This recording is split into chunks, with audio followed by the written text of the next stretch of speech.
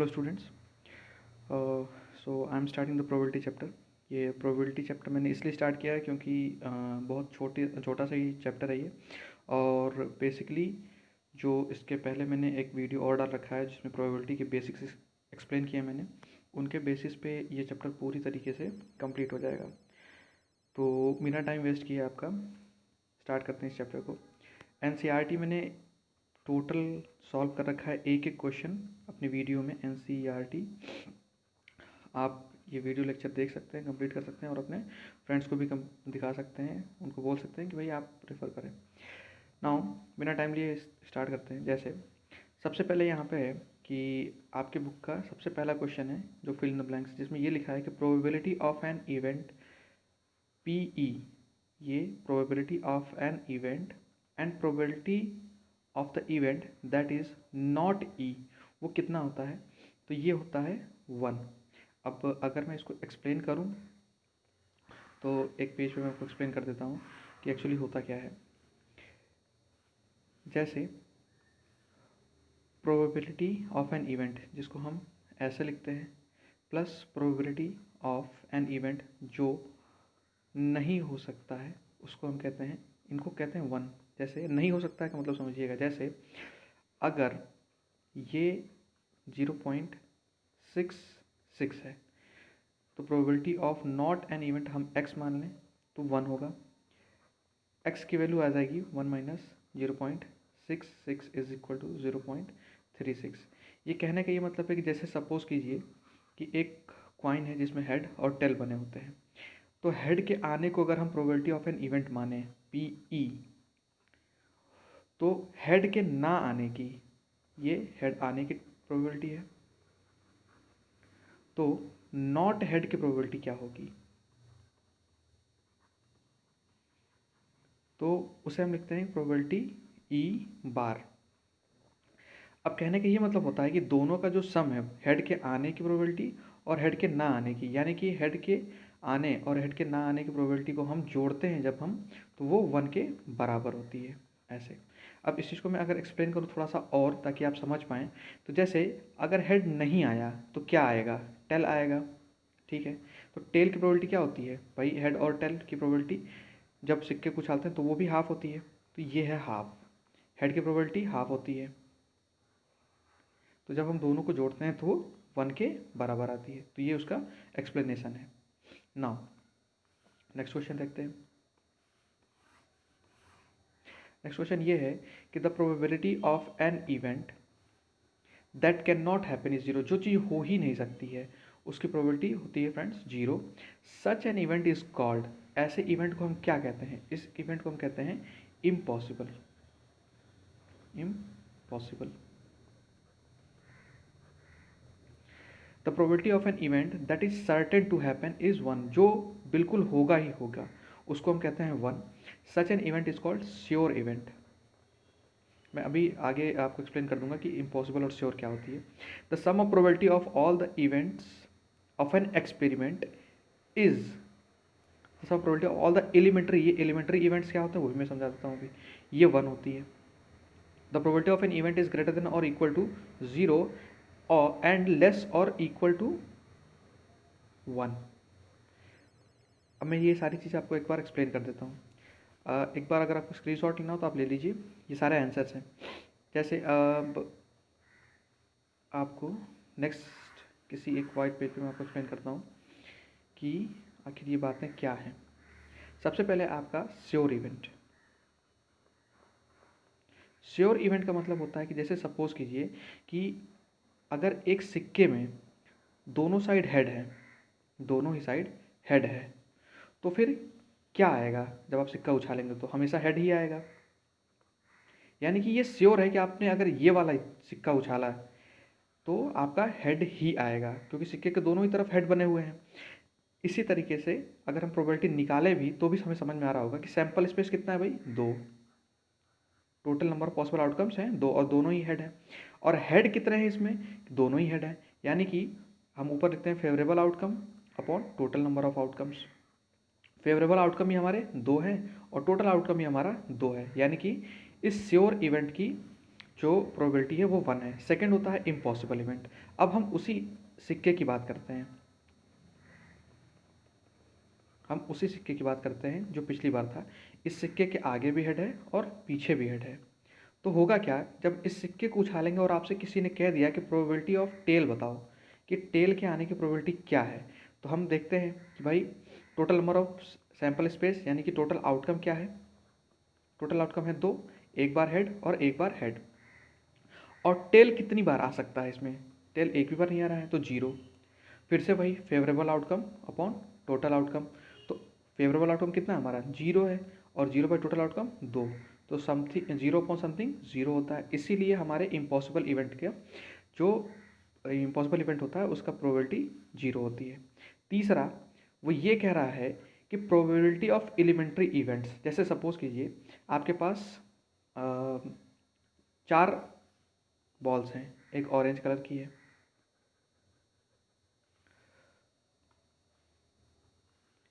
एक blue colour की है, एक ग्रीन कलर की है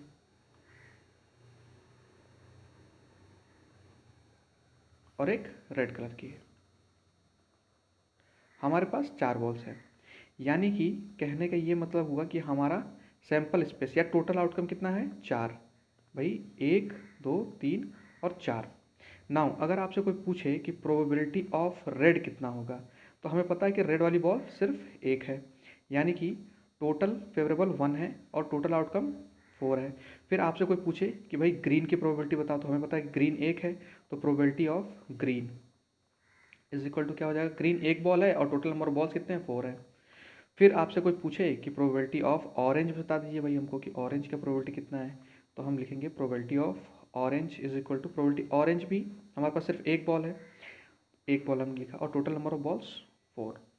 अब आपसे कोई पूछ दे कि प्रोबेबिलिटी ऑफ ब्लू बॉल बता दीजिए आप, तो हमने लिखा probability of blue ball total number of favourable outcome upon total outcome.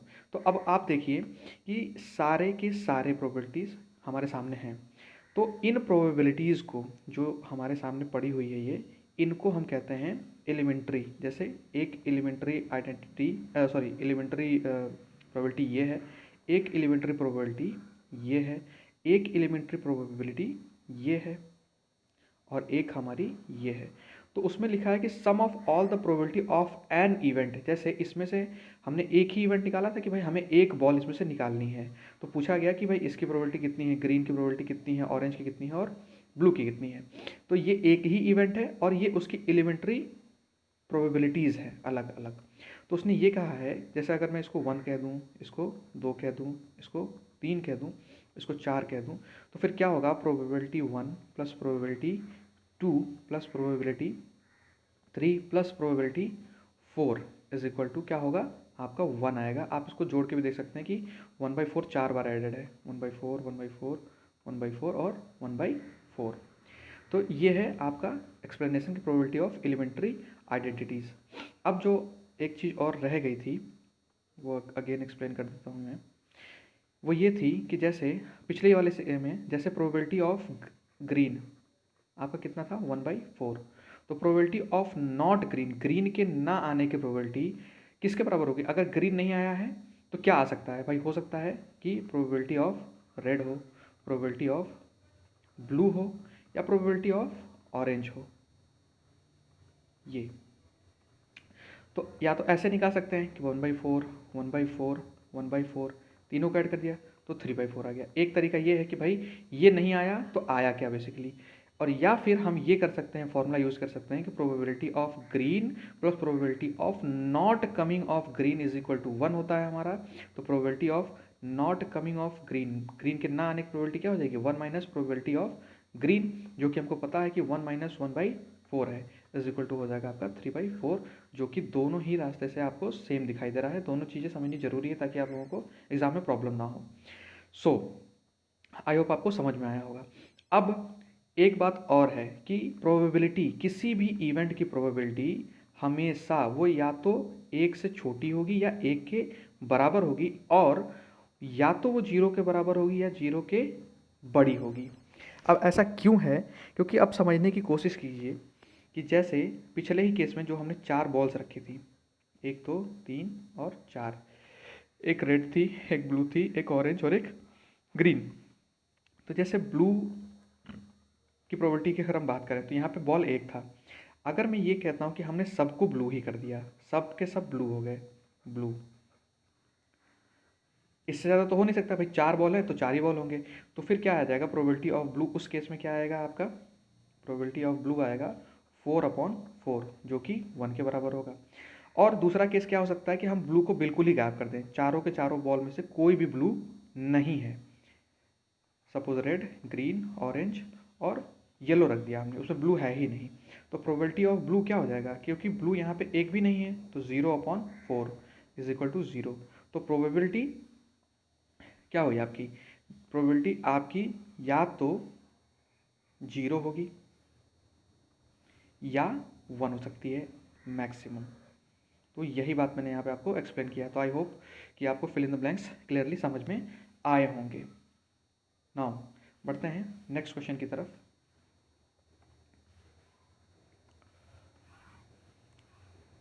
Second question, ये रहा हमारा सेकंड क्वेश्चन।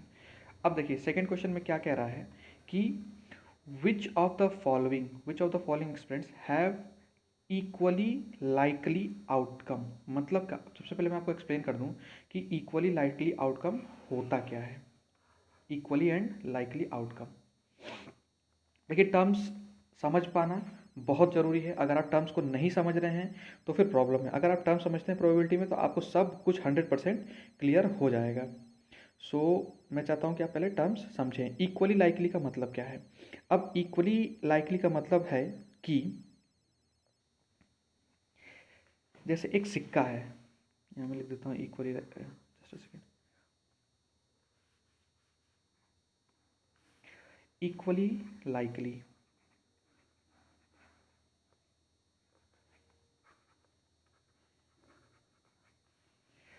जैसे एक सिक्का है, अगर ये सिक्का बिल्कुल करेक्ट है, मतलब इसमें वेट का और किसी भी चीज़ का डिफेक्ट नहीं है, तो इसको जब हम जैसे कॉइन को टॉस करेंगे, कॉइन को हमने टॉस किया तो कॉइन ऐसे जाता है भाई ऊपर, फिर इधर और फिर इसी प्रोसेस से वापस नीचे आ जाता है और नीचे आके गिरता है। तो फिर जब सिक्का नीचे गिरेगा ज़मीन पे, सपोज़ ये हमारी ज़मीन है, सिक्का नीचे गिरा, तो इसके हेड और टेल आने की प्रोबेबिलिटी बराबर होगी कि हेड भी आ सकता है और टेल भी आ सकता है। तो यहाँ पे हेड और टेल को आपस में बिल्कुल इक्वली लाइकली चांसेस मिलते हैं आने के, प्रेजेंट होने के या अकर होने पे बिल्कुल बराबर होता है कि हेड भी आ सकता है और टेल भी आ सकता है। इसी को हम कहते हैं इक्वली और लाइकली इवेंट। यहाँ पे जो थ्रोअर होता है, जिसने सिक्के को उछाला होता है, उसको बिल्कुल भी नहीं पता होता इस बात का कि हमारे सिक्के में हेड या टेल आएगा या नहीं। आई मीन हेड आएगा या टेल आएगा, ये हमको नहीं पता होता है। तो इसे हम कहते हैं कि इक्वली और लाइकली। इसके बेसिस पे हम सॉल्व करेंगे जो आपका सेकेंड क्वेश्चन है। Now your second question is कि a driver attempts to start a car, the car starts or does not start।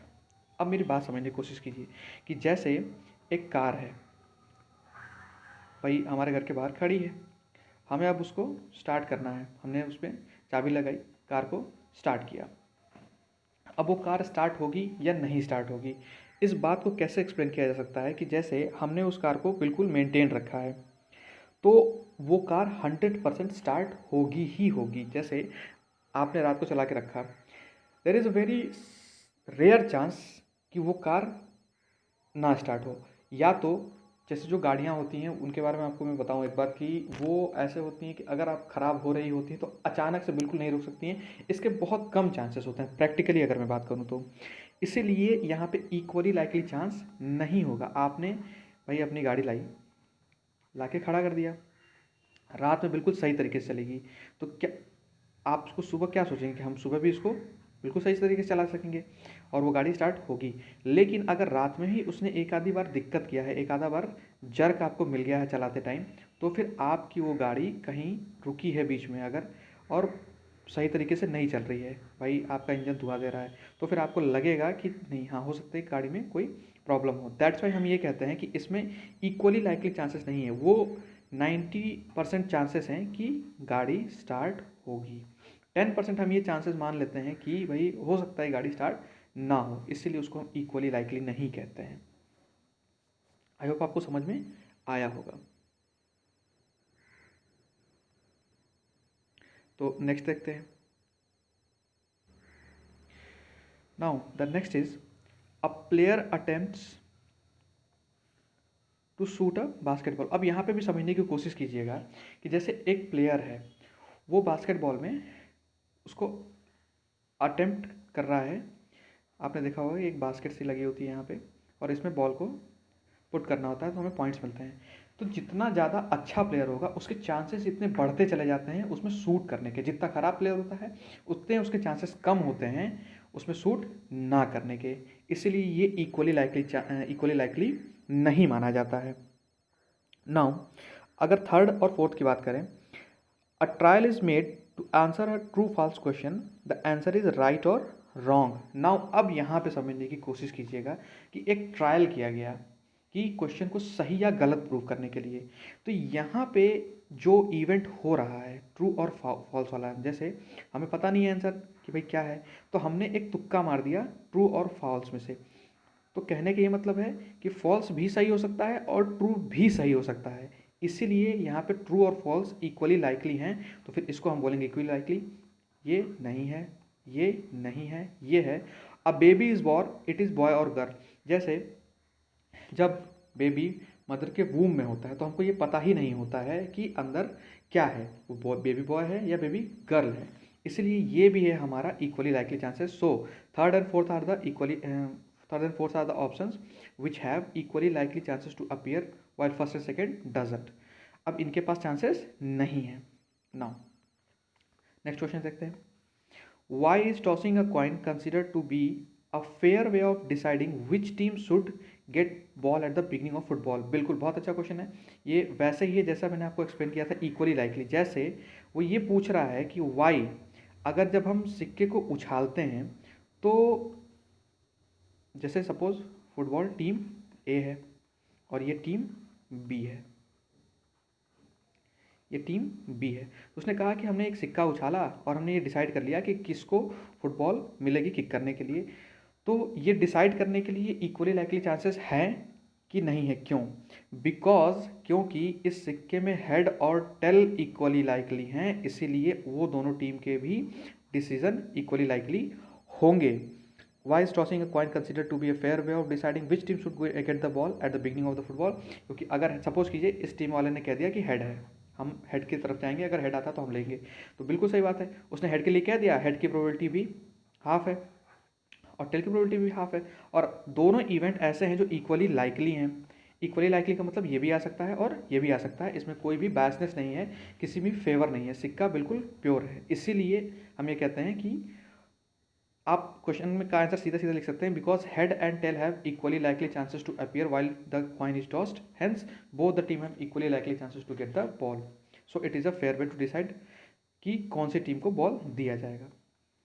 Again next question देखते हैं। Which of the following can not be probability of an event. कहता है कि इसमें से इन चारों में से कौन सी प्रोबेबिलिटी नहीं हो सकती है।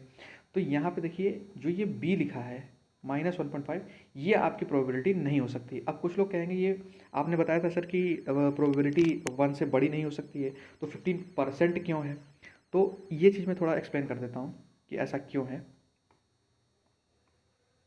ऐसा इसलिए है क्योंकि जो हम 1 बोलते हैं किसी की प्रोबेबिलिटी, तो उसको हम कहते हैं कि ये 100% होगा ही होगा। और अगर हम कहते हैं कि किसी की प्रोबेबिलिटी हाफ है तो उसको हम कहते हैं कि वो 50% होगा। तो ये है रिलेशन परसेंटेज और प्रोबेबिलिटी का। इसीलिए 15% किसी की प्रोबेबिलिटी हो सकती है। अगर हम परसेंटेज में बात करें तो किसी की प्रोबेबिलिटी 0% से लेके 100% के बीच में कहीं भी हो सकती है। Probability of E must be less than और इक्वल टू 100 और greater than equal to 0%, and probability of an event must be और इक्वल टू और लेस देन 1 और ग्रेटर देन इक्वल टू 0। ये आप ध्यान में रख लीजिए, ये आपके क्वेश्चन का आंसर हो जाएगा। इसीलिए 2/3 जो आपके क्वेश्चन में है ये 0.67 के बराबर होता है। 0.7 ऑलरेडी उससे लेस है 1 से, और 15% 100% से लेस है, लेकिन किसी की प्रोबेबिलिटी माइनस में नहीं होती है, ये माइनस में दिया हुआ है, इसी की वजह से -1.5 पॉसिबल नहीं है।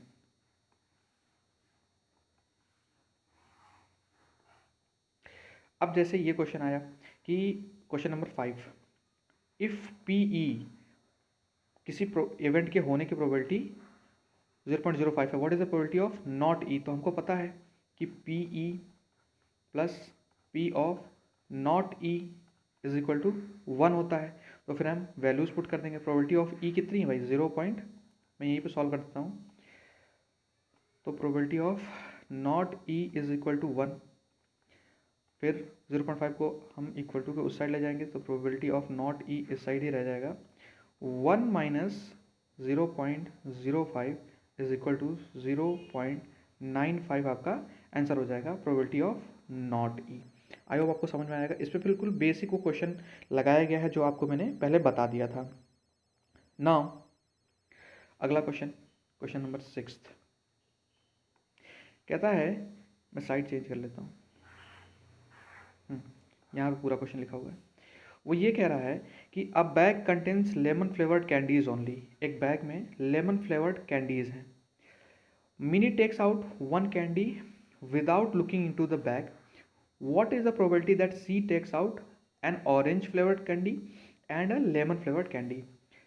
आपको मैं व्हाइट पेज पे एक्सप्लेन करता हूँ इसको। देखिए, कोई बैग है,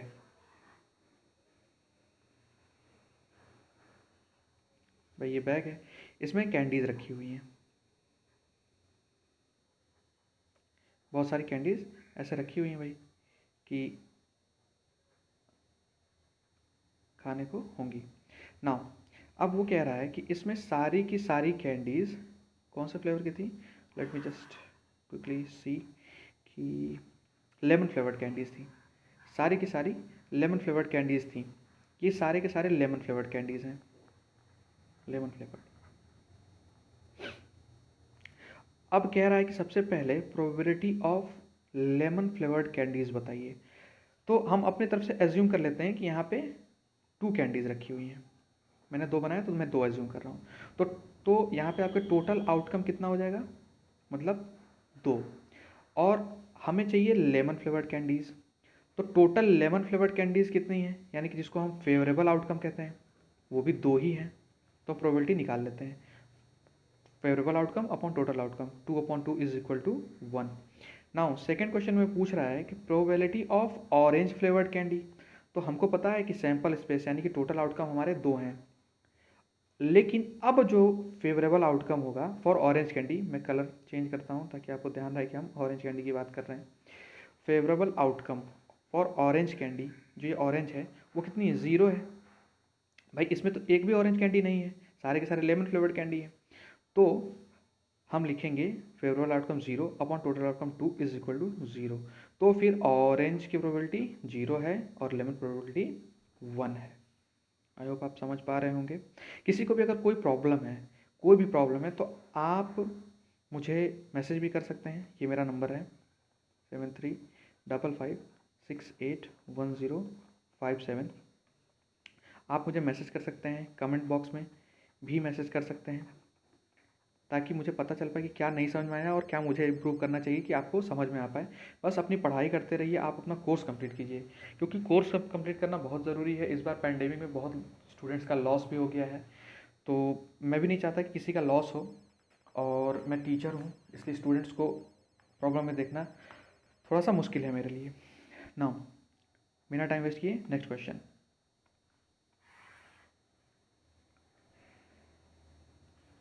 So next question is,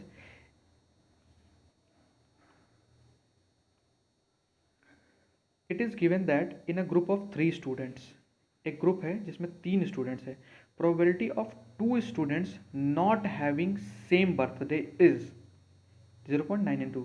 ये उसी फॉर्मूले पे फिर से क्वेश्चन सॉल्व किया गया है। What is the probability that 2 students have the same birthday? तो आपको मैंने पहले ही बता रखा है कि दोनों के होने और ना होने की प्रोबेबिलिटी कैसे निकालते थे हम, फिर मैं आपको सॉल्व करके दिखाता हूँ यहीं पे। कलर चेंज ना, जैसे प्रोबेबिलिटी ऑफ उनके बर्थडे की प्रोबेबिलिटी है प्लस उनके प्रोबेबिलिटी ना होने की, बिल्कुल यही मेथड आपको कॉपी करना है, ज़्यादा दिमाग लगाना ही नहीं है। Probability of happening of that event is 0.992 and probability of not happening of that event वो यहीं पर रहेगा ऐसे ही 1। तो probability of not happening of birthday on same day is equal to 1 minus 0.992 is equal to 0.008। यही आपका answer है। आई होप आप समझ पा रहे होंगे कि किसी प्रोबेबिलिटी के होने को एक में से हटा दिया जाए, निकाल दिया जाए या माइनस कर दिया जाए तो फिर उसके ना होने की प्रोबेबिलिटी आ जाती है। Next question, a bag contains 3 red balls and 5 black balls. Now a ball is drawn at random from the 3 red हैं, 3 are and 5 black.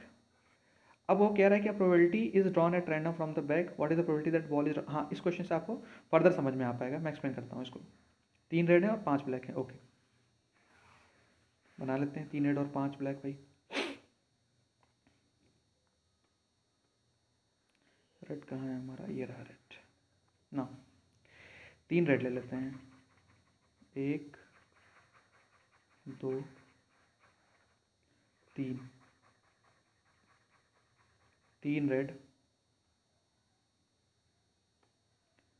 5 ब्लैक, 1 2 3 4 5। थोड़ा सा कलर फिलिंग ताकि हमें पता चलता रहे कि ये 5 ब्लैक बॉल्स हैं। नाउ अब जब तक मैं ये कलर कर रहा हूँ मैं बताता हूँ आपको कि क्या है इसमें। इसमें भी बिल्कुल वही वाला फॉर्मूला लगाना है जो probability of happening of event and not happening of event. आप सपोज करते हैं इनको हमने एक बैग में रख दिया है, ये बैग ये है, यहाँ से हम इसको निकालेंगे भाई। स्टार्ट करते हैं फिर, आइए। तो सबसे पहले उसने पूछा है कि प्रोबेबिलिटी ऑफ रेड की, मतलब रेड के आने की, तो पी आर, हम अब रेड निकाल लेते हैं भाई। तो P R probability of red, तो आपको पता है कि हमारे पास टोटल कितने हैं, 5 ये हैं, 1 2 3 4 5 6 7 8, हमारे टोटल आउटकम्स हैं 8। टोटल आउटकम नीचे लिखेंगे 8, और रेड कितने हैं 1 2 3, तो हम ऊपर लिख देंगे 3। नाउ अगेन मैं इसको फर्दर अच्छे से एक्सप्लेन करने की कोशिश कर रहा हूँ कि जैसे अगर आपसे ये कहा गया है कि प्रोबेबिलिटी ऑफ रेड, तो नॉट रेड क्या होगा कि रेड के ना आने की प्रोबेबिलिटी। तो मुझे एक बात बताइए कि अगर रेड नहीं आ रहा है तो क्या आ रहा होगा। ऑब्वियस सी बात है कि अगर रेड नहीं आ रहा है तो ब्लैक आ रहा होगा। तो या तो हम प्रोबेबिलिटी ऑफ ब्लैक निकाल लें यहाँ पे, या हम प्रोबेबिलिटी ऑफ नॉट रेड निकाल लें, दोनों एक ही बात है। मैं एक ही स्क्रीन पे आपको दोनों करके दिखाता हूँ तो शायद आप लोगों को ज़्यादा समझ में आए। अब प्रोबेबिलिटी ऑफ ब्लैक अगर निकालना होगा तो हमको पता है कि total number of favourable outcomes हैं 5 ब्लैक बॉल्स हैं, और टोटल नंबर ऑफ आउटकम्स है 8, तो ये आया 5/8। और अगर प्रोबेबिलिटी ऑफ नॉट रेड निकालें तो हमको पता है वही वाला formula, probability of red plus probability of not red is equal to 1। Solve करते हैं, प्रोबेबिलिटी ऑफ रेड हमने पहले ही निकाल लिया है जो है 3/8। तो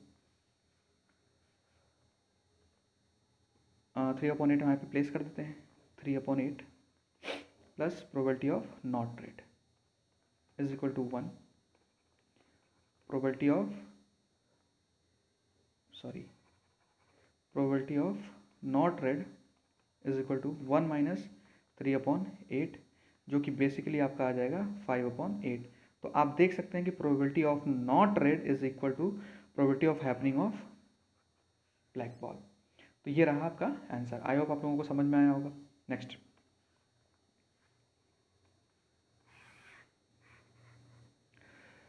नाइन्थ वाला क्वेश्चन ये कह रहा है कि भाई a box contain 5 red 8 white 4 green, 1 marble is taken out at a random. अब red white and not green की प्रोबेबिलिटी पूछ रहा है। तो 5 रेड है 8 वाइट है और 4 ग्रीन है, ठीक है। तो मैं रेड कर लेता हूँ सबसे पहले, 5 रेड 5 रेड बना लेते हैं भाई 5 red, 1 red, 2 red, 3 red, 4 red, 5 red, 8 green, 1 2 3 4 5 6 7 8 green, और क्या था, 5 red, 8 white, 4 green, sorry 4 green थे, 5 वाइट थे। तो 4 ग्रीन, 5 वाइट, डिलीट कर देते हैं इनको भाई, जिनका मतलब नहीं उनको हटा लेते हैं। 4 ग्रीन कर लेते हैं, और हमारे पास जो वाइट है, मैं उसको 1 मिनट के लिए ब्लैक कलर से सर्किल कर देता हूँ, तो आप समझ जाइए कि ये वाइट है। ठीक, तो 5 रेड, 4 ग्रीन, 8 वाइट, 2 3 4 5 6 7 8, एक बार मिला देते हैं। 5 रेड, 8 वाइट, 4 ग्रीन, ठीक है, सही है। 5 रेड, 5 रेड, 8 वाइट और 5 ग्रीन। तो रेड, वाइट और नॉट ग्रीन, तो प्रोबेबिलिटी ऑफ रेड निकाल लेते हैं भाई। अब आपको आई थिंक समझ में आ रहा होगा प्रोबेबिलिटी ऑफ रेड कितनी है हमारे पास, 1 2 3 4 5, टोटल फेवरेबल 5, और जो भी बच्चे सारे के सारे निकले हैं हमें नीचे, तो ये कितने हैं भाई, 4, ये सॉरी ये कितने हैं, 5, और ये हैं हमारे 4, और ये हैं हमारे 8। तो टोटल सैंपल स्पेस या टोटल आउटकम कितना है, 5 + 4 + 8, 8 4 12 5 17, 17। तो ये भाई आ गया 5/17। प्रोबेबिलिटी ऑफ वाइट, वाइट हमारे पास कितना है टोटल, 8, और टोटल आउटकम 17। अब उसने पूछा probability of not green, not green, कि ग्रीन नहीं आएगा भाई। तो ग्रीन के आने की प्रोबेबिलिटी कितनी है हमें पता है, ग्रीन के आने की प्रोबेबिलिटी है 4/17, और 1 में से इसको घटा दिया जाए तो ये हो जाएगा 13/17। ये है आपका आंसर, प्रोबेबिलिटी ऑफ ग्रीन।